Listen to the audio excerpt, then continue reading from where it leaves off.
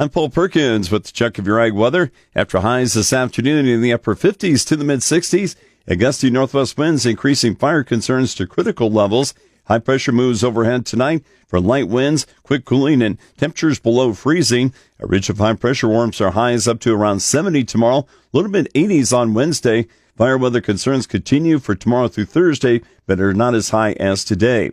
Low pressure brings a chance for rain and thunderstorms Wednesday night through Thursday night. Any amounts expected to be light. Highs Thursday remain mostly in the 80s, while west central Nebraska and areas farther west are in the 70s. Highs drop into the mid-50s to the low 60s for Good Friday through Easter. Rain chances increase by the mid to late weekend as multiple forecast models hint at more active weather with beneficial rainfall possibly returning late in the weekend and beyond.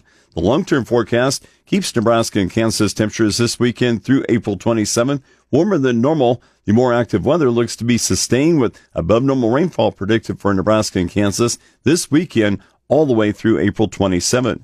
And in case you're wondering about the summer months, Nebraska and Kansas are expected to be warmer than normal with a high likelihood of below normal rainfall during the months of June, July, and August.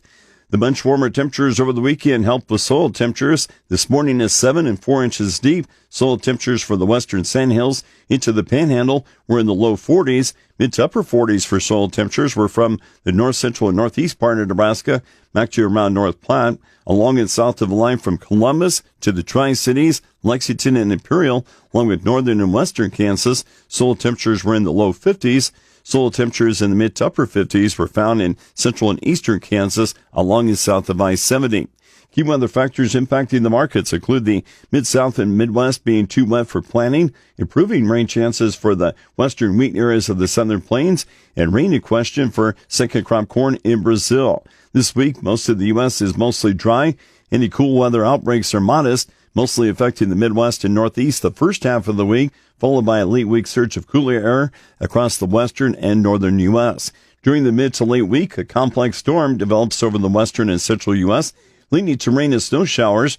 A separate area of late week precipitation affects the Great Lakes and nearby areas. Across the mid-south and midwest, overly wet areas expect more rounds of rain, which delays their planting and drowns out the winter wheat. Towards dry western wheat areas of the southern plains, next week looks favorable for better rain chances. Southern Brazil over the weekend received much-needed heavier rain. There are additional chances of rain across central and southern Brazil through next week, a benefit for pollinating second crop corn if the rains verify.